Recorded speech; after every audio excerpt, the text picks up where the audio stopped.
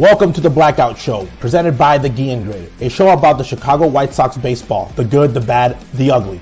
We'll debate what's working and what's not on the south side of Chicago. It's old school versus new school baseball. And most importantly, we're keeping all the receipts.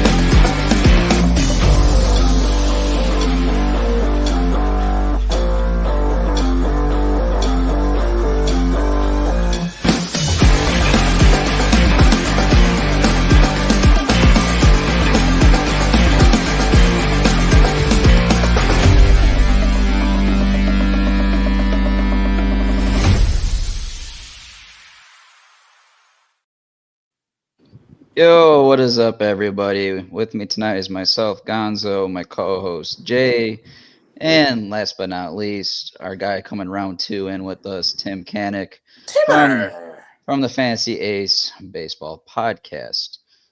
Tim, the White Sox, we are one of the best teams in the second half of baseball right now. I know that wasn't how it was when you last were on with us, but welcome back with us. We have a nice itinerary for our audience tonight and glad for you to join us. Before we get into the nitty gritty, as I know you've posted a top 10 rankings of our farm system previously you've been posting a bunch of farm systems, but you included the White Sox. So we're grateful to bring you on and talk about it. But before we get into that, we're going to talk about some possible extensions for the offseason because there are some organizations like the Boston Red Sox that have extended Christian Campbell, Roman Anthony, and some others have followed them, like Basayo. But out of curiosity, I'm going to open this up to you guys. Is there any rookie that you'd be comfortable with given an extension on the White Sox? And Justin, I'll let you begin it off. Well, to be quite honest with you, Kyle Teel is my favorite player on the team. If you look at his stats after the All-Star break, the on-base percentage, the OPS, the WRC+, this is not a guy that has been hit a billion home runs. This is a guy that has come through clutch in the pinch hit. Look at his fucking numbers with runners in score position. I mean, at the end of the day, all you can ask is Will Venable, Chris Getz, give me more baseball players in the fucking uniform. And I say Kyle Teel because that's the piece that we got over in the Garrett Crochet trade. Everybody wants to talk about Braden Montgomery being the centerpiece. Well, you're looking at what Kyle Teel can bring right now. Not projected, not in the future, not some fucking fantasy. I'm talking about right now as we try to stay above 100 losses. Like, we're trying to stop ourselves from losing 100 games again. And Kyle Teel is fighting for his fucking life. That's what I want. I want baseball players in the uniform. And if Chris Getz is smart, he'll understand that Kyle Teel is the species of player that he needs to bridge into the, into the transition. Because this is not the end-all, be-all. Obviously, this is not a competitive team. But you got to figure out what's the DNA. What's your foundation? What do you guys do well? Well, it just so happens that it's a pain in the ass to pitch to Kyle Teel. Period. So I think that Kyle Teel and, Colson Montgomery has been bonds, basically. Him too. But my guy, Kyle Teel, I want the White Sox to extend him. I want to see Kyle Teel in a White Sox uniform for the next 50 years. Only 50. Only 50. I think that, and I'm a business owner, so I would go at this savage, right? I would come to Kyle Teel and I would be like, hey, we're going to extend one catcher. We're going to have one of you two catchers a nice extension here. who's going to sign the best, and what you do is you give them both, and you go to Teel first and you say, hey, we're planning to extend one catcher. This is what we were thinking about giving Edgar Caro, but if you want to stay here, we'll give this to you. And you let him kind of like say, see if he can match, if he can come to your price, and if he wants that guaranteed money. And then if he says no, then you bring it to Caro and just lock up at least one decent defensive catcher long term, because it's important to have catchers, even if you have two. Catchers are the backbone. It's like a band. You always hear drummer is the backbone or whatever. It's like a catcher is the backbone of the staff. Like we've seen how what happens to the Cardinals as soon as Yadier Molina leaves. If you can get a guy that is with a team for a long time, even if they're not like the best offensive player, like we've seen a lot of really good defensive catchers, like Maldonado for the Astros, like was not a great offensive player for a long time. Like he hit bombs, but he hit like 200. But the reason the Astros kept him around through all those like championship playoff seasons is because he was phenomenal defensively and he knew how to handle the staff. And that is so important to at least have one guy like that. So that's what I would do is I'd go to Teel first and see if you can lock him up at a nice deal for the White Sox. And if you can, you transition to Caro. The other guy that I would have my eyes on is Grant Taylor. Ooh. On a nice little deal here. Say, okay, you're a reliever. And in a couple of years or a year, you try to kind of turn him into that next Michael King, like all these relievers that are transitioning to starter. You try to do that with him once you can build up some innings, right? So you lock him in at a nice reliever deal. And then if you get a starter for reliever money, it's a great deal. Yeah. And you see what the St. Louis Cardinals were doing with Andre Payante, who was a bounce back from the bullpen to the start. Look at how many innings the Cardinals have gotten out of Payante just by stretching him out. Now, I'm not saying that I want Grant Taylor to be Payante, because at the end of the day, I feel like Grant Taylor's ceiling is a little bit higher. But you can, get some fucking value out of, giving them some spot starts, 4 innings. Now, Payante has given us a couple quality starts in fantasy. So I don't think the White Sox are going to stretch him out that much, but you can visibly see the benefits of giving this guy a couple of starts as a starting pitcher. Like, you don't really have a closer in the bullpen. There is no leverage within the White Sox bullpen. So you can get flexible if you're Chris Getz, because at the end of the day, there's nothing there. There's literally purgatory from the 5th inning on in your entire bullpen, period. I agree with you, Tim, because at the end of the day, Grant Taylor is one of the pitchers that's already on the 40-man roster with a higher ceiling. Yeah, he's a dude. I mean, all you have to do is look under the hood. If you're looking at the back of the baseball card and you see 5.68 ERA, 152 WHIP, you might say you. But when you look under the hood, 21.7 K minus walk. His stuff plus is good on his fastball, 107 stuff plus. Location plus, 121. So 152 WHIP, 121 location plus. The reason that his numbers look so bad is he has a 425 BABIP against. So if you can kind of play the numbers against him and be like, hey, we like you a lot. We like your stuff. You haven't really done it at the majors, but we'll lock you up for a few extra years, just past arbitration. You lock him up, add a couple of years on the ARB, and then see if you can do that and get a bargain.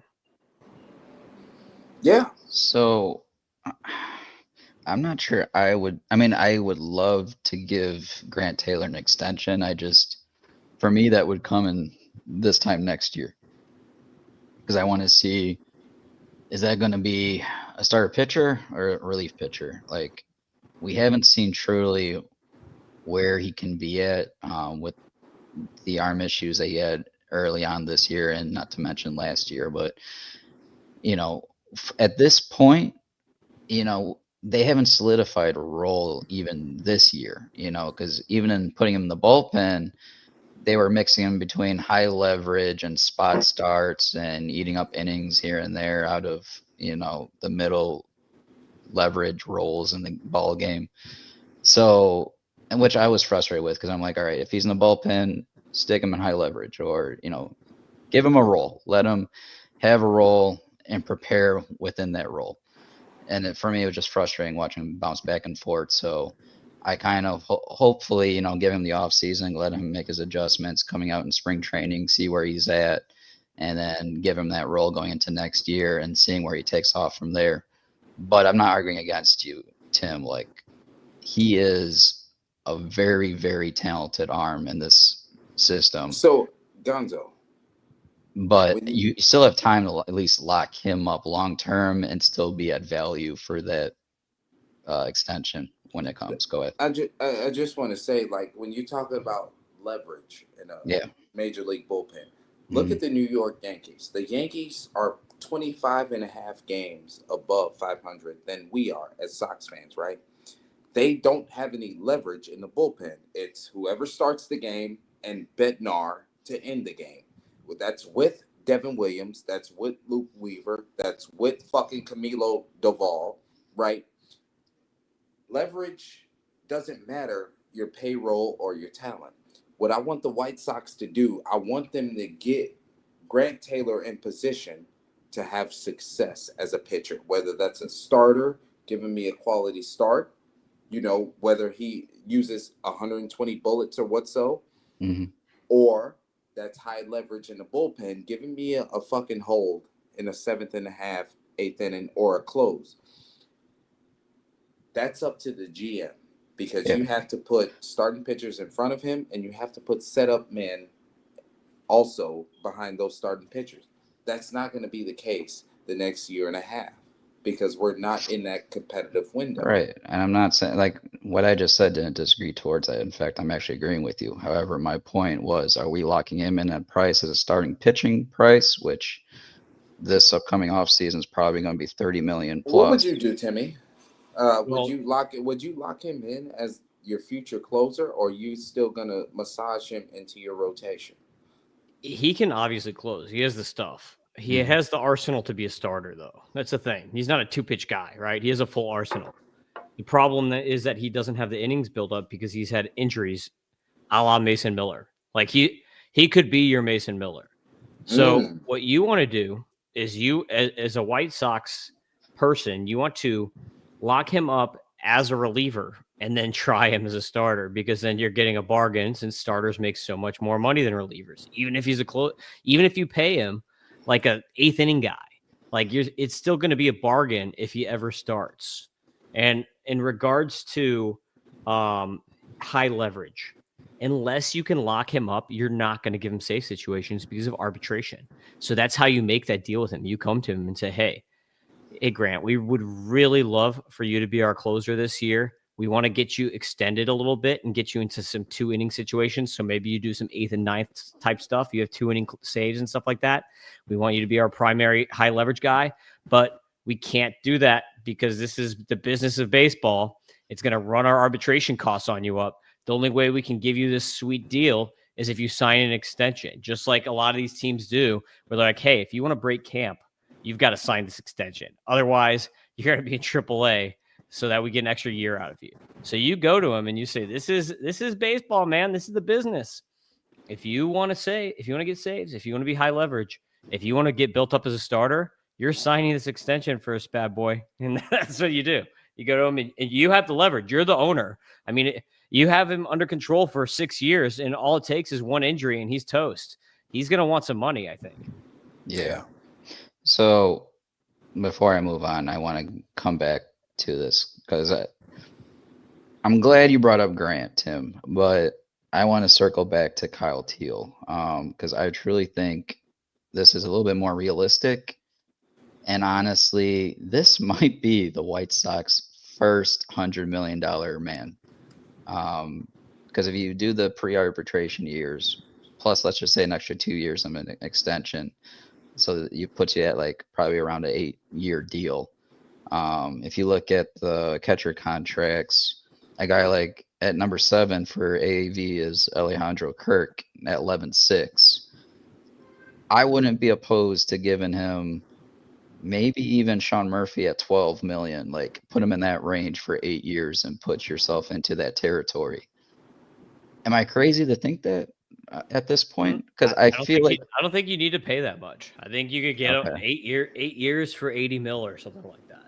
Like that would be a deal that he's going to take. He's not going to turn that down because, like I just mentioned, is that first you're buying off mostly arb years. So for him, from his perspective, he might be losing like 2 free agent seasons or something like that. But at the end of the day, you can't. This is how you guarantee your future, right? He's not like it's not like he's Vlad Guerrero Jr. and his dad was like a multimillionaire or whatever. You know what I mean? Like these types of guys who I like. I don't know. Maybe his dad's a CEO. I don't really know. But it's like if you can set your family up for life, then you do it and you don't take that risk. Like if you can get a nice deal that buys out your arb, a lot of times you do it. That's why AA and the Braves have been so successful at doing this. And I know he's like an American guy. He's not like a Dominican guy, so it's a little bit different. But I think if it was me, I would do it. You know what I mean? Like if someone's like, hey, we'll throw you 80. I know you could maybe get more the last couple of years, but you never know what could happen. So honestly, I'm doing the math right now, and this is crazy because even if you put him at 12.5, 8 years, that puts him at 100 right on the dot. And 12.5, that puts him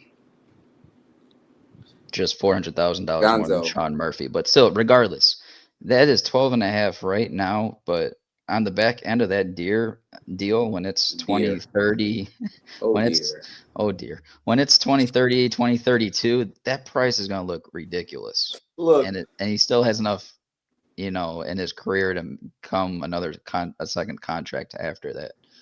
I think that's pretty respectable with what you're saying, Tim. You fucking people, like there's a lot of people on Twitter, Facebook, wherever, that don't understand what life-changing money means. Like, everybody laughed at Ozzie Albies and Ronald Acuna for signing their deals, when the human aspect is I have an opportunity to give my family something that they never had. You know what I'm saying?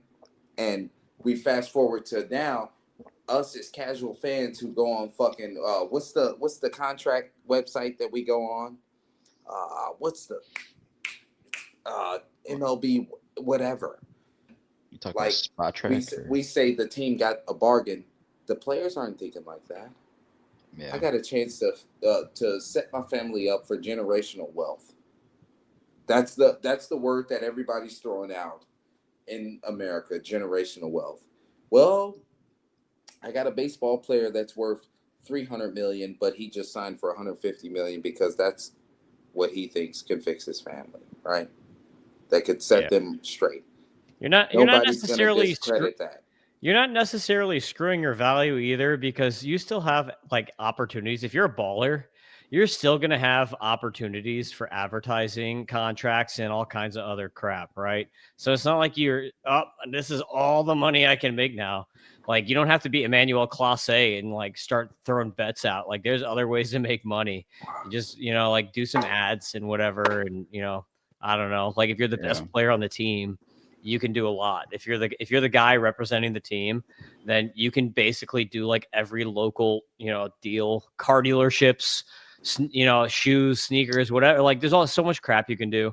So it's like, you don't have to only make the contract money. Like there's stuff you can do on top of it. Yeah. My only thing is, like, I feel Kyle Teel should get this extension.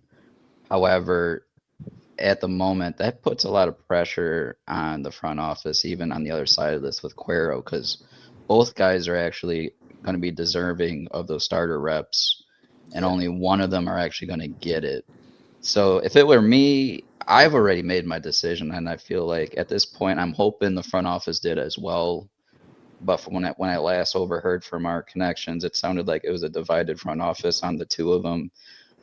But this is a professional organization. They should be well ahead of this, saying, all right, this is our guy, and this guy, the other guy, is who we're going to try to flip for value. And I say that because, I mean, look, this is not a knock against either one of them, but you need to be ahead of the ball, not behind it, and get what you need at the highest value right now for both of them. Deal that one that you can get value for, get that value back, and go with your one catcher, and hopefully you've scouted enough to get a backup behind him shortly. You got two good catchers that's going to hit over 270 in the league right now. But like at the end of the day, like when you play them off each other and get the best value you can. Exactly. Like get the best value you can, but at the same time, like this is the side of this in the long term that like when you dealt for them, you're like, we're hoping one pans out from the two. Now both of them panned out. Fantastic. That works in your favor. Where, all right, time to, make the hard decisions and continue to build. And you pay the one, like I said, we're getting this conversation of paying the one. Both of them are going to be getting those, or should be getting those reps to equivalate that value together. But if it was me, there's so many holes. Granted, this is a really good farm system right now, but you got to keep building that farm, and you're in a good position to keep on doing so. And I think that's what they should do.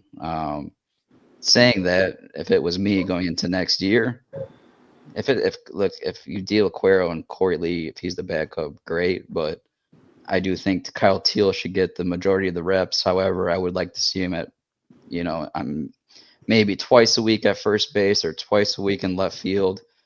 Get some versatility in there as well. Now, my Red Sox, they didn't really put Blake Swihart in any other positions, and they let him die. Like Ryan Lavarnway couldn't really play first base, and once he wasn't the catching prospect, not the catching prospect, but the guy behind the plate, he kind of withered away. I don't want Kyle Teel to just wither away. I don't want Edgar Cuero to just wither away, because there are some fucking tools there. There's a lot of fucking contact, a lot of good swing decisions there. And I know that's what the people are talking about, swing decisions, BABIP, all of that. I got that shit from two of my catchers. I don't want the White Sox to just fucking let either one of those guys die. So I'm going to ask you guys, which one got to go, Teel or Cuero? You keep them both. You keep them both. You sign one long term. You keep both. Whoever you sign long term, whichever one you can get to the contract to, you give the majority of the catching reps to. The other one, DH, out left field, first base. You say, okay, you're gonna play another position too. And that way they're both still getting full at bats. But you're gonna lock up the guy that's gonna get the most of those at bats from behind catcher, from behind the dish, because they're going to be handling that as staff long term. Yeah. I like that answer, because I was thinking the worst. I was thinking the White Sox were going to trade one of these guys away, and we're going to lose 1,000 games again. And I get to see Edgar Cuero make the American League All-Star team, or I get to see Kyle Teel make the National League All-Star team, and I'm just like, fuck. But, Timmy, I like that fucking move. You keep them both. Give me all of that shit. Let's get greedy for a second here. Oh, yeah. I had something in the back of my mind because I forgot. I thought we drafted a catcher too. But regardless, your catcher, the catcher that you drafted is an outfielder, baby. How about that? Not just Faust. I was thinking of it. I thought we drafted another one deeper in the draft. But I'm not going to worry even about that. We're going to transition to our top 10 prospects that we talked about when we first brought Tim on 24 minutes into the show. Oh, boy. Tim, let's get into the nitty gritty. 1 through 10, I'll list them. I'll let you give me a breakdown of how you came to it. Why y'all got Bonham so high? What's like about Bonham? Talk about that. We'll talk about this. Tim, I'm kind of intrigued a little bit. I'm a little bit intrigued. You put Bonham 1, Braden Montgomery 2, Hagen Smith 3, Christian Opor 4, Noah Schultz 5, Faust 6. What the fuck are you reading, Gonzo? 7 was Perez, 8's Carlson, 9's Wolkow, 10 is McDougal. I'll let you take it away how you wish, Tim. All right, we'll start at 10. I like to start from the back and go to the front. Tanner McDougal, amazing fastball, right? He can reach 101 on that fastball. constantly at 98, 99. And the fastball is you have to have the fastball. That is like the pitch for pitchers nowadays. If you don't have a fastball, it's kind of rough out there. He also has a pretty solid curveball too on top of it, and a gyro slider, which is better. It's like a newer slider that he developed this year, and way better than his old slider. So primary fastball guy. I don't have pitch level data because he was only in AA. I wish that we had AAA data, because then I'd have all his pitch level data, but I don't have it. But that fastball's fire. All I need to know on the fastball is you're hitting triple digits on it, and you're striking guys out on it, and you see the strikeouts, swing strikes on it. Yeah. That's what matters. Because a lot of time you get these fastballs that are high velo, but you don't see swing strikes on it. Where you can go and look up video, and you see all the strikeouts are coming on the breaking pitches, not on the fastball. But not with McDougal. Also, he has a 306 Sierra on the season as a 22-year-old in AA, which definitely portends well. The main thing to watch out for here is that the White Sox recently have had a ton of pitchers perform very, very well at AA and then struggle when they get to AAA. So that is the one thing to be weary of here. But the good thing is 7.5% walk rate at AA. His walk rate is down significantly at AA from all the other levels that he's pitched at. So that is the fingers crossed. Hopefully he carries that into AAA, because AAA has been rough for pitchers the last couple of years with the ABS and the smaller strike zone. I think he can actually skip AAA because, I mean, he is Rule 5 eligible. So I could see him starting off in the major leagues next season. But I like that. And that's also Nate's favorite pitching prospect in our organization. So I like the number 10 selection. Yeah, love that. Number 9, George Walco. We talked about him last time on the pod. Obviously, like tons of tools here. I've talked a lot about him on my podcast because he's one of these guys that either has like a really, really good week or a really, really terrible week. And I've basically said that he's Spencer Jones for the White Sox, more or less. Oh my God. So you got 6'7", 239 pounds, and 40% strikeout rate last year. This year, luckily, he's got it down to 30%. But 33 steals, 13 bombs. There is just like so much Spencer Jones in this George Wolko profile where it's like, okay, what are we going to get here? It's going to be a roller coaster. No matter what happens, it's going to be a roller coaster. The tools are really fun to dream on, but the main thing is like, are we going to get enough contact from him? 65.8% contact rate this year is not good. That's like Carson Williams and Spencer Jones comparing to other prospects. So that's kind of where we're at. Is he's going to have to learn to get bat to ball to make those skills actually play up. Otherwise, he's going to be a Joey Gallo.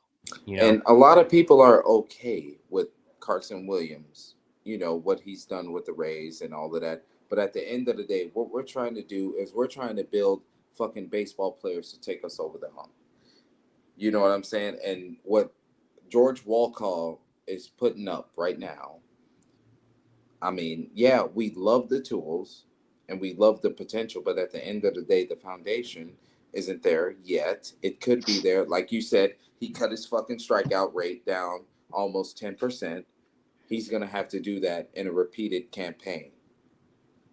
How often does that happen with players of his species? Like, that's the key. He's gonna have to get outside of his body, Gonzo, to fix the problems that his species brings on. That's what we're asking him. No one even mentioned the speed yet. He had 33 stolen bases. Yeah, I mentioned that he's got. Spencer Jones also has speed. Don't forget. Yeah. So that's why I think that's a great comp. A tall dude, you know, great power. How many walks did Walcott have? 10% walk rate. So he's running okay walk rates. Very, very Spencer Jones. So he has to hit. He has to hit his way on, and then steal second for us to manufacture these metrics right now as a conversation, right?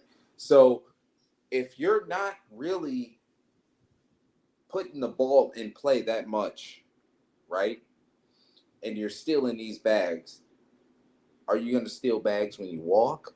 No, because when are you walking? Almost never.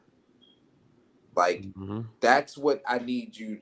I'm not asking you to take ball 4. I'm asking you to put yourself in hitters counts. Yeah. The other thing to keep in mind with him is quality of contact is like average at best. So not only is like the contact ability subpar, like 66% is not good. 75% in the majors is league average. So for like a good hit tool, you want to see like closer to an 80% contact rate. So 66 ain't great for a prospect. But as far as quality of contact too, 20% infield fly ball rate. Oh my God. Yeah, just tons of pop-ups. He's not getting good angles on the ball. Only a 19% line drive rate. So like we don't have barrel rate data on him, and we don't have launch angle data on him since they're out in Arizona, but I'm assuming it's not good based That's on like the that's a large. Hold on, Gonzo. Yeah.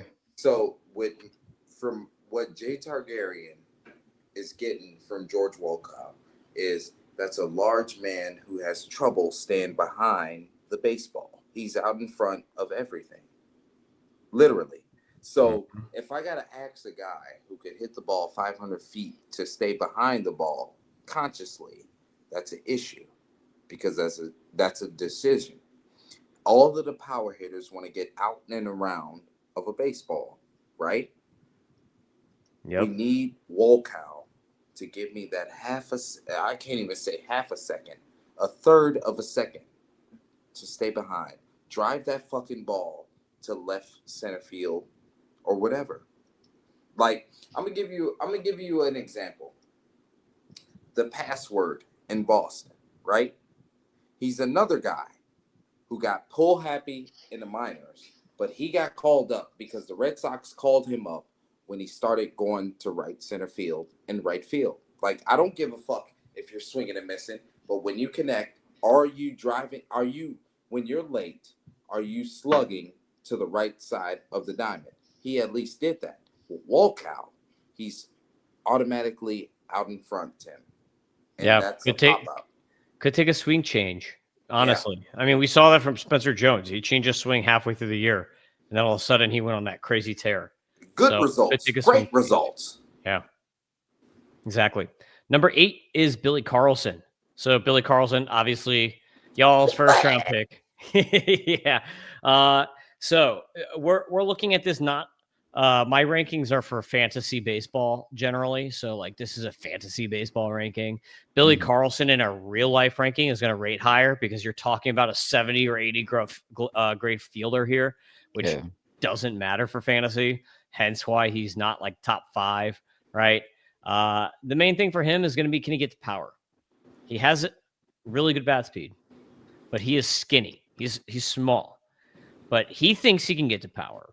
He talks like he says he can get to Tatis like power. Highly, highly doubtful. No, I love the confidence. Love the confidence. But if he can get to even mid-teens to 20 home run power, that's a dude. If you have that kind of glove, that's going to be what can differentiate him. Is if he can get to power, or if he's an under 10 guy. Is he just Jose Iglesias? Is he just going to be like, a Gold Glover that is amazing? You can't take him out of the lineup because he's so good defensively, and he can hit 280, 290, 300, but there's no power. So that's going to be the question with him.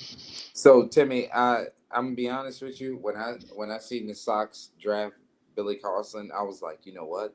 This is Zach Cozart all over again, and I was fucking ecstatic because that's 15 to 22 bombs, and that's fucking electric double plays being completed. That is a good shorthanded shortstop that can make sure that we're not giving away outs. The White Sox, like we said, opening, the White Sox are not a World Series contender. What they need to do is they need to get good in the middle of the diamond. Billy Carlson is good in the middle of the diamond. I don't give a fuck if he doesn't hit 35 home runs. I don't need Tulowitzki. Give me Zach Cozart turning double plays with whoever is his second baseman. I want that. I need that. And you hit the nail on the head. Do not look for, top ceiling offensive production from Billy Carlson. You look for defensive run saves, OAA, And if his OPS is above 750, we winning. We're winning. Yeah. Number 7. I don't know if is it Harold or Gerald? I don't know how Americanized he is. I think it's Harold. Harold, yeah. I mean, if I'm going to go with mi español because I live in South Florida, it would be Harold. But Harold Perez, high A, obviously got him from the Dodgers as part of that same trade for Vargas from last year. And I like him a lot. 20 years old in high A, threw up 22 bombs and 10 steals this year. That's a very, very good season for a 20-year-old. 124 WRC plus. You'll take that all day from a 20-year-old in high A. So you have to factor in a little bit of age to level bonus here, right? Like kind of the rule of thumb is that for every year under the average age at these lower levels, you would add about 25 WRC plus. The average age of a high A guy is like 21, 22. So based on that, you would add another 25 WRC plus, just theoretically from age to level. A 150 WRC plus will play. I don't think he's going to be a superstar, but he's a good hitter. The plate approach is solid. Like, it's not great, but 8% walk, 21% K, that's solid. 76% contact rate, solid. But if you're going to bring that kind of power from second base, maybe he moves over to third base with a few steals in there.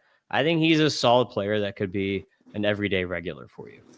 You remember Thairo Estrada when he first came up? That's what I want out of Harold Perez. Like, you know what? Give me 100 fucking base hits in a calendar year. I don't care if you don't hit 20 home runs. If you give me that 150 base hits and you're not a butcher at second base, I'm okay. I'm not asking you to be the best player. Like, when we grabbed him and I seen him in the minor leagues, I'm like, wow, that ball had some carry from a guy that I didn't think had a lot of power. But that's his species. Give me that Thairo Estrada. You know what I'm saying? Or, you know what, Gonzo? Since you're old as shit, I'm going to go back. Give me that Jorge Cantu. You know what I'm saying? Yeah. Jorge Cantu. That's a good one. So number 6 is Jaden Falsky. I don't know. You guys said Falsk. I don't know if it's. I've always heard Falsky. Maybe it is Falsk. I don't know. But I love the swing. Obviously, we haven't seen him in the minors yet, but I like just watching that swing. It's a thing of beauty. Love the swing. Love the power speed upside. I think that he's going to be one of these like second round guys that people are regretting they didn't pick. It's going to be like Mike. I think he could be like he's not as old as Sirota, but he could be like the Mike Sirota of next year once we get some stats in here and we see what he can do. Dynasty. Yeah, I like him a lot. I think the swing is just awesome. Ooh. So you guys got anything on him before we move to number 5? I was going to say, like, everybody, so he converted from catcher to the outfield. Everybody's trying to make the comparison between him and Varsho. And I'm like, okay, Varsho has a lot of swing and miss in his game. He's a gold glove defender in the outfield. But as far as like an offensive player, I think Fosk, his ceiling is a little bit higher because he knows how to pick one out. And you know what I'm saying? As far as like in the transaction, it made him a little bit, I'm not going to say conservative, but he's thinking about what he has to do now instead of just sitting here behind the plate, worry about playing the position. Now that they moved him to the outfield, he can let the stick talk and his athleticism walk. Like, I love that shit. I think he's going to be good. I think him and Braden Montgomery is the future in the White Sox outfield right now. Yeah, for sure. I agree with that sentiment, but I also have Faust as well at 6, so we're on stride. Yes. And number 5, I've got Noah Schultz taking a step back this year. Pretty rough year. The fastball just had issues, and we've seen this from a few guys this year, especially guys that have gone up to AAA that had good fastballs in the past. He didn't have the same amount of velocity on it and didn't get the same amount of spin on it. And then he started throwing the sinker more than the fastball. I don't know if that's like an org thing with them trying to do that, or he did that on his own because his four-seamer, he just couldn't locate it this year, which is weird because he's always had phenomenal command. That's what really made him stand out. You're like, this big dude has command on lock. That's going to make him really good, because a couple of years ago when he was dealing and had really good walk rates, you say, okay, kind of like Mizurowski maybe, right? Except he has better command. So this guy's going to be great. Like, I threw Randy Johnson light comps on him whenever I had done my rankings. He did not make my top 150 this last update. It's the first time he's been out of it in like a year and a half or 2 years. But pitching wise, fastball has not performed. The sinker is not a strike pitch. That's not a swinging strike pitch. That's a pitch where you're trying to get ground balls. And it does that, but it's not getting swinging strikes. And he's not throwing the fastball or the sinker in the zone. The pitches that are still performing are the curveball and the changeup. The curveball has a 25.5% swinging strike rate on it at AAA. So that's still performing. And then the changeup, 25%. But the problem is you can't just rely on breakers. It's the same thing with Quinn Matthews this year. Quinn Matthews lost velo on the fastball. He lost spin on the fastball, lost vertical break on the fastball. And the secondaries are all still there, but it doesn't matter. If you lose the secondaries and then you start throwing a sinker because you can't locate the four-seamer and you think that the sinker can at least get grounders for you, the thing is people are just going to wait on it. No one's gonna swing at the breakers then. And then you're not going to get strikeouts. So that's the problem with Noah Schultz right now, which is why he has a really bad year this year and a 4.18 Sierra. So even under the hood, just oh my really fucking nothing god, there. for what? 4.18 Sierra. Oh, and Yep. you know, I'm old school, right? So those type of metrics don't really pop to me. But when I looked at the box score for fucking Noah Schultz, I'm seeing a guy that's exhausting a lot of fucking bullets, right? He's working too hard to get outs. And with his stuff, it hurts me because I could see Hagen Smith walk a bunch of fucking guys, but he's not working as hard as fucking Noah Schultz. He's not. Yeah, well, Schultz also kind of infamously has been babied throughout his entire minor league career, and he actually has less innings this year than last year. Last year he threw 88, and this year he's 73. But one of the good things is he's already tapped for Fall League, so he's going to be in Arizona Fall League. So hopefully he can work with maybe they get some of their better coaches or something there to work with him at Fall League and see if they can figure something out, because it's just something is terribly, terribly off on the fastball command. I mean, like, he jumped last year at all levels. He had a 6.7% walk rate, and this year he's at 13.8. So his walk rate is almost double. More than double, bro. Mm-hmm. Like, and that's just off of one pitch. You're a left-handed pitcher in Rob Manfred's league. That's the one pitch that you're supposed to get over. I don't give a fuck if you're Ranger Suarez, fucking Clayton Kershaw, Christopher Sanchez. If you're left-handed, you're supposed to get that one over because that sets up everything. 38% strike rate on the fastball. So only 38% of his fastballs are thrown for strikes this season at AAA. What the? Oh, at AAA though. What was it before? At AAA. Remember, it doesn't matter. Statcast data, you only get it from AAA. So, like, it does matter, Jay, because last season before this, he was dominant on those two pitches, and then because the organization started getting him to that 3-pitch combo when he got to AAA, it threw him way off. So I'm very curious with what kind of sentiment you're going, Tim, with when spring training comes. Where are him and Hagen Smith at? Because I think that's going to be a tale of tales here for both of them. I know Smith has bounced back since he came back from it was injury, right? If I remember right. I fully expect Hagen Smith to be on the major league roster before Noah Schultz. Number 4, I've got Christian Opor. So I've got Opor ahead of Schultz. I like Opor more. He actually was the first man out of my top 150. So he was my 151st ranked player in my last rankings update. Christian Opor, you're going to love this under the hood. By the way, fastball, slider, I love. Both those pitches, phenomenal. They're both plus pitches. Yeah. Slider might be plus. Like, it's good stuff. Really good stuff. And a 280 Sierra for Christian Opor.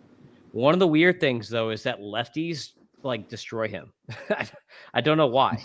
He has a 214 Sierra against righties and 402 against lefties. So that is like one concern for Opor, and it's really weird because he's a lefty. So that means he has like reverse lefty splits, which I don't understand how that's happening. I think it's because the movement on the slider is just so ridiculous that guys are not swinging at lefties are not swinging at it. And maybe it's because he doesn't have a really good third pitch. Like he has a changeup that's all right.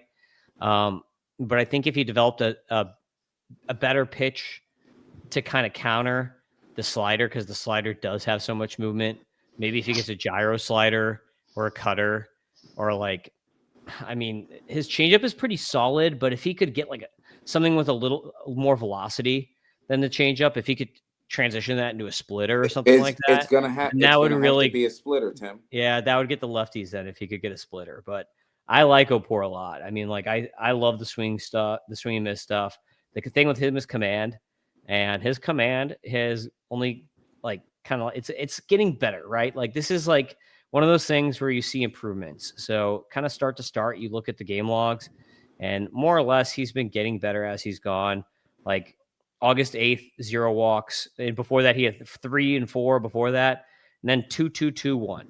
So we're seeing the walk rate over the last 5 starts has been 2 or less. When before that, he was throwing 3s and 4s in the walks. So we're seeing some improvements in the command for Opor. You guys have anything on Opor before we go to Hagen? He's just he's had the best 2025 season in this system from an arm. And in doing so, I mean, I had him, I think he's going to be more so the back end of this rotation when he gets there. But that's a good problem to have because he's a phenomenal arm. Oh, dude, I think he could be. I think he's more like a mid-rotation guy. He kind of reminds me a little bit of Lodolo. Like he's got. I was going to say like, Lodolo, maybe top ceiling Cole Reagan's type. Yeah, I don't know if he has the arson. I mean, he has to develop more pitches to get to Reagan's territory, but the fastball slider is definitely like Lodolo-esque. Now, I'm not going to lie because I've seen, I love Cole Reagan's, right? But I don't think Cole Reagan's with his 3-pitch arsenal would scratch his ceiling. I think Opor can if he throws the fastball slider changeup right now where he's at, he could get better results than Reagan's because Reagan's throwing a changeup gets him hurt. Literally, we're watching it right now. Like the fastball is not an issue. The breaking ball is not an issue. Once he has to throw anything off speed, that's when the physical issues come together. If Opor can literally get the changeup over, we're good because that can make him last longer. Like, I don't know if you guys been paying attention, but look at Framber Valdez right now. He's been giving a lot of runs up because he's been going off speed. And he hasn't had command of the off speed right now. Clayton Kershaw, left-handed pitchers, they're more field pitchers than just straight velocity, just straight, spinning the baseball. There's a lot that goes into being a left-handed pitcher, right? Like, it's crazy because people just think velocity and, throwing strikes and all that. No, you got to have your mechanics in line, everything else. I feel like you guys have literally brainwashed me into believing that Christian Opor can be a good White Sox pitcher left-handed wise. And we've been good with left-handed pitchers in our history. Yeah, and look at all these prospects. Schultz, Opor, and Hagen Smith, who's number 3. All lefties. So there you go, more lefties. So Hagen Smith actually made my top 150. He's at number 70 in my rankings. Hagen Smith, the command has been off. I honestly don't care too much because the stuff is so good.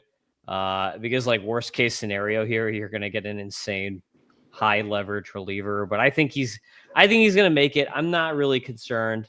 I am, but I'm not super concerned, I guess. On the season, he had a 3.13 Sierra so far. The one thing with Hagen is he's just very volatile, right?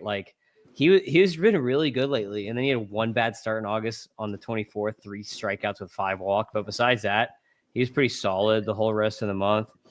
Arsenal grades, he's obviously got a ridiculous fastball. I throw a 60 to 65 grade on that fastball. It gets up to 100. The slider is his main pitch. I throw 65, 70 on that slider. And again, it's fastball, slider, changeup. I throw 45, 55 on the changeup. He has a better changeup than Opor does. And his action is a little bit different. His arm action is a little lower. So, like, I comped him to Yusei Kikuchi with a little bit of Chris Sale arm action kind of going on. Hey, Timmy. Yeah. I'm not going to lie. When you said Kikuchi, you know what came to my mind? You remember the Rays lefty, Scott Kazmir? Yes. That's what I think of Hagen Smith, because in 2005, Scott Kazmir walked 100 fucking guys. In 2006, he came and made the All-Star team, only walking 52 in less innings. That's an adjustment that you have to make as a pitcher. Hopefully he's better than Kazmir, dude. Kazmir only had like 2 good seasons, I think, in his whole career. So I hope he's better than Kazmir, man. Kazmir had some stuff, bro. Yeah. Oh, yeah, he definitely had some stuff. He was also a smaller guy, so he was more prone to injury, I guess. He's only 6 foot. Hagen is 6'3". And the thing with Hagen, too, he just turned 22. So, like, you think, it feels like he's already been around for a while, but he just turned 22. So, like, we got to give him younger than that, too. Yeah, we gotta give him a little credit here. And I know the walks are bad, 17.8% walk rate, but it's not like every start is terrible. It's just like he runs into these really bad starts. He needs to find consistency. I think the thing for him is he'll just have a bad day and not have feel, and he just goes in and walks the world and gets rocked. He's just got to find more consistency. I don't know if, like sports psychology, if that's a mental thing or if it's just he just doesn't feel it. Maybe he, whatever, certain parks or whatever, if he has to take the bus, whatever, like it's the minors, right? So it's like maybe he just he sleeps like crap because the hotel sucked or something, because you're in like Motel 6 in the minors. Like, I don't know. You know what I mean? It's just weird, because if you look at his starts, 70 or 80% of them are really, really good. And then the other 20% are trash. And it's either really good or it's trash. There's like no middle ground. So I think it's just a pro ball adjustment for him. Yeah, so. I think so too. Number Gonzo, 2. Gonzo, in 100 innings in the major leagues, how many people would you walk, and what would your ERA be? How about that? It'd be absolutely garbage. Yeah, thank you. You'll be Sidney Ponson. Yep. Oh God, yeah. Don't remind me. He was on the Cardinals one year. Number 2 is Braden Montgomery. He dropped in my rankings last time around. I had him at 21. I dropped him to 46. Why? Contact rates went down. His contact rate has been getting worse and worse as the season has gone on, and I believe he just got hurt too, if I'm not mistaken. So now he's hurt. So his season may be done. Oh my God. But contact rates went down, and then the power at AA disappeared. Probably related to the contact rates going down. But he was just not good at AA. And that's sad, because at AA, he had a 1 home run. Average was okay, 272, right? That's fine. But only 1 bomb at AA and a 29% K rate. So we saw the K rate climb up. And then the contact rate, 68.9%. So at A-ball, he had a 74% contact rate. And the whole knock on Braden Montgomery was that the hit tool was below average. 74.9 is slightly below average. You can live with that if you've got power and speed, especially if you've got a good plate approach, which he has showed. But then when you drop your contact rate below 70, that's not just below average, but that's like 30 grade hit instead of 40 or 45 grade hit. And if you have a 30 grade hit tool, at that point, it doesn't really matter what your other tools are. It's going to be rough going for you. You're at that point like a 230, 240 hitter. That's when you enter like Jared Kelenic territory, where you just can't, like, you've got power, you have good EVs, you're fast when you get on the bag, when you get on the bases, but you're just not making enough contact. So that's why Montgomery has dropped. Obviously, it's only been at AA where we've seen this. So I'm not entirely concerned. I mean, he had 32% line drive rate also at AA, which is awesome. But there is concern here. So that's why I dropped him in my rankings, because like I'm not as confident at this point in him as I was earlier in the season. Got anything on him before we move to new No, Roanoke? I'm actually sick to my stomach because like the Red Sox are my step team, and I was thinking, okay, we're gonna make another trade, for Braden Montgomery, and now we come to AA, and he's meh. Well, I've got good news for you. Okay. Because number one, I've got Caleb Bonham, who basically swapped places with Montgomery.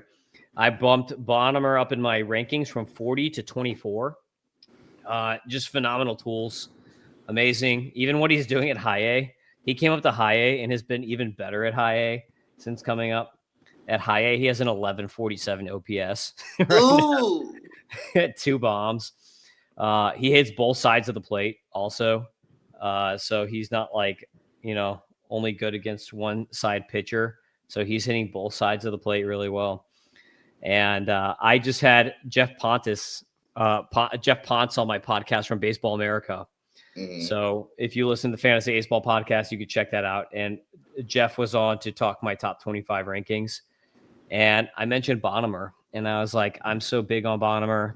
I was like, my comp on him, I put Bobby Witt Jr. light mechanics with Gunnar Henderson like outcomes. Oh, and then when I told him that, he said, Gunnar Henderson is the guy. He's like, I think the same exact thing. So, Baseball America, Jeff agrees with me that Caleb Bonham has potential Gunnar Henderson like profile outcomes. Grade A played. I gave him a 55 out of 65 on the hit, 60 on plate approach, 50 out of 60 on power, and a 55 out of 55 on speed for my grades. So I'm really big on Bonham. You have to be happy if you have a guy that could turn into Gunnar Henderson. That's amazing. So I thought Caleb Bonham was like Jordan Westberg type. You're talking about Gunnar.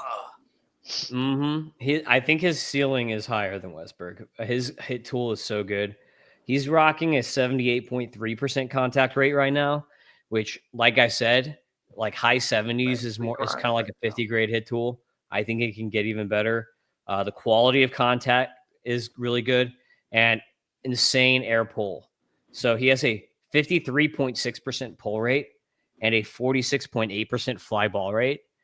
That's how you get home runs. Basically, he's like Isaac Paredes level air pull, but way more skills than Paredes, if that makes sense. Yes. Like way higher outcome than Paredes. So yeah, air pull is right there. Like he's going to be a power hitter just because of that. He's going to get into 25, 30 bombs because of the air pull. Really? Uh-huh. People don't want to believe me that I've got Bonham as my Miguel Vargas replacement at third base. And I'm People. Hi, my name is People. Nice to meet you. Vargas can play first.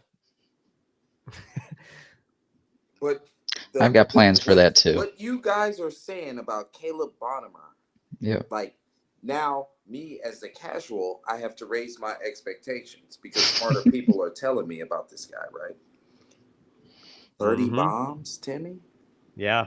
Plate approach is amazing too. Almost 16% walk rate, only 21% K rate, which will probably trend down because his swing strike rate is 8.4. So this guy like never swings at bad pitches. His swing decisions are excellent. So when you have really high quality of contact, really good swing decisions from a 19-year-old who already knows how to air pull and has excellent angles, and he's only going to get bigger and stronger, and his hit tool is going to improve. This is a guy that has a really high ceiling. Alrighty, you guys got anything else for me? Because I have to run. I've got to go see the wifey. You know what? You left us on the best stakes, and thanks, Tim. Thank you for coming on. We were almost on the same par for each other too, because I'll post mine here at the bottom. But as far as how you said it earlier, fantasy projected based off of this season, I can understand where you put everything together.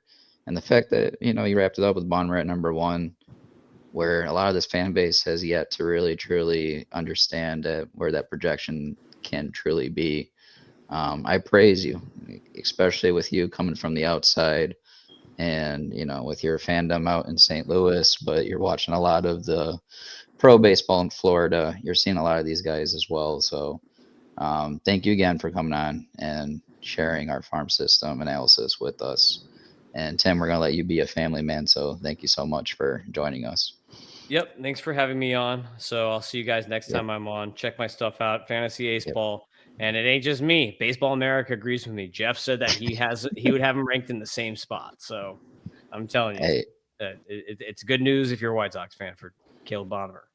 Yeah, no, without a doubt. And we're for sure going to have you on this offseason because I do kind of want to see the outlook that you would have in our spots going into 2026. So we have to have you on again here shortly. So, but Tim, thank you again. Appreciate you, man. Guys.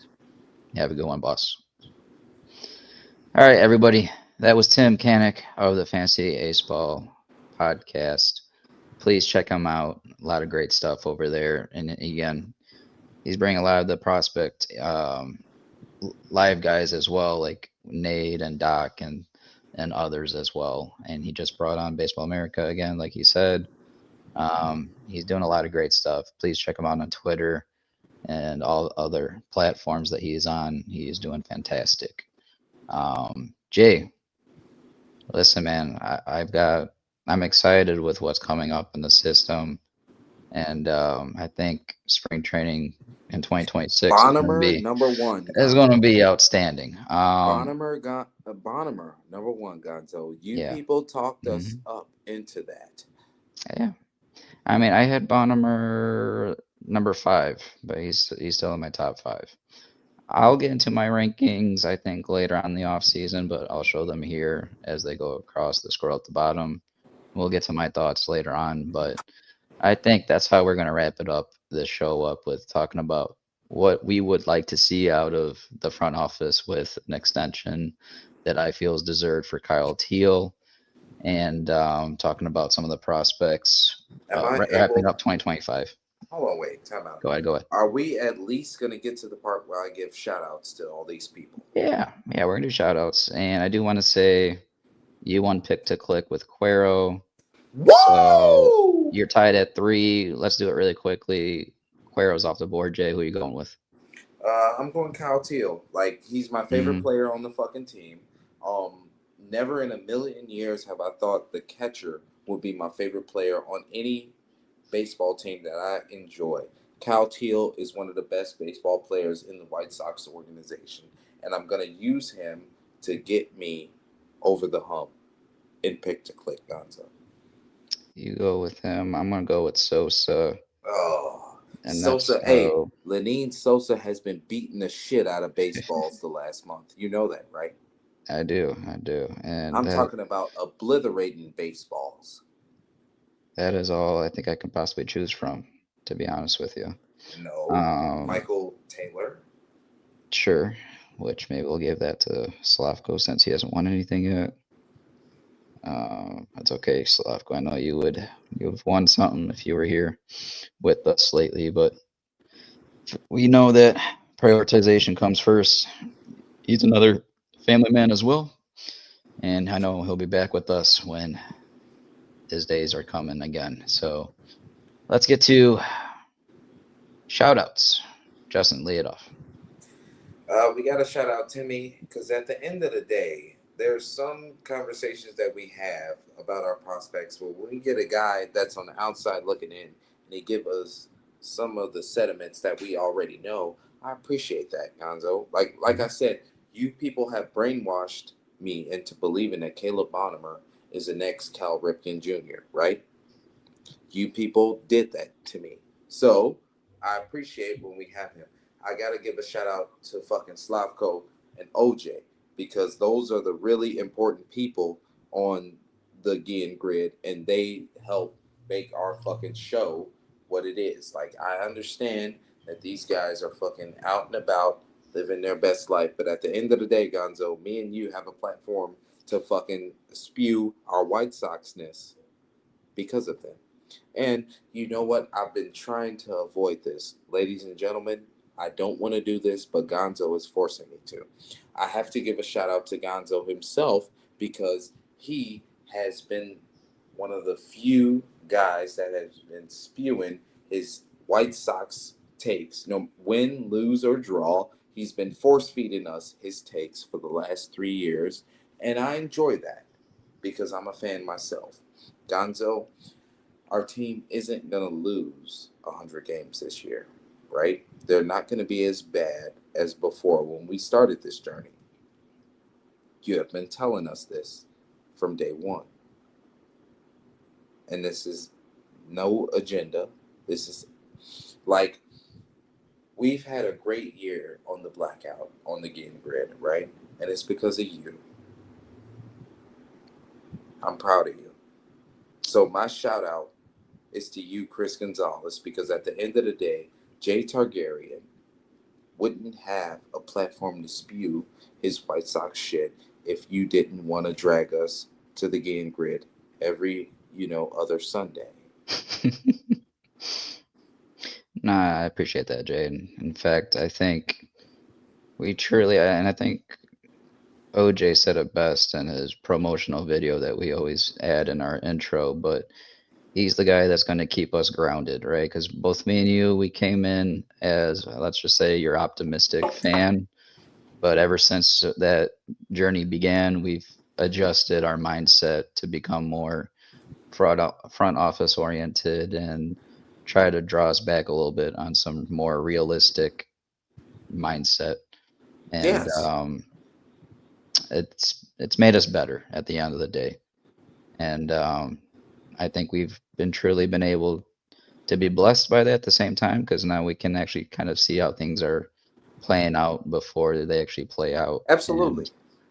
And, so we got, there's going to be haters, but that's just, at the end of the day, that's a part of life, right? And we don't care about that. We care about making sure that at the end of the day, we're bound at the end of the day to be trying our best to be sharing our knowledge as fans, and that's all that there is to it. So my shout out is going to go to my one and only fiance, Soraya. I have officially transferred out of San Diego. I'm in Detroit. Oh, fuck. Currently on Michigan State's boundaries right now. Go green. They're 3-0. Let's fucking go. So that's my shout out to her. Got shout out Tim. I know it was last minute, but I was able to bring Tim on, and I was laughing. Dude, I love having Tim on, bro. I saw his rankings a while back, and I'm like, you know what? I got to bring him on. I got to get on him about it, but I can't really get on him too much because I thought at the end of the day that's actually pretty solid from how he based it. And I can get an understanding of that order he put it in, and I respect that. But again, he's doing an outstanding job. All the kudos to Tim. And I wish I could give Ryan Poles a shout out, but I'm not going to give him that shout out right now. You know what? Fuck It's been a horrible start to the season. Jay just talk to Ryan Poles right now. Talk to him. At the end of the day, that's all I got. Jay, thanks for truly. I'm not Jay, I'm Ryan. How about that? Thanks for being my partner in crime in this journey, and we are dwindling down the last 2 weeks of baseball. Justin, 2 more weeks to go. Not my name. Ryan Poles will be there with us. Everybody, thank you for tuning in. Hopefully next week we're going to bring on Todd Welter. And put your glasses on. There's a player on my rankings. Actually, both of our rankings. Number 6 on our rankings. If you remember, I'm going to try to bring on that prospect on at the end of the year as well. Stay tuned. Until next time, guys, thank you for watching The Blackout.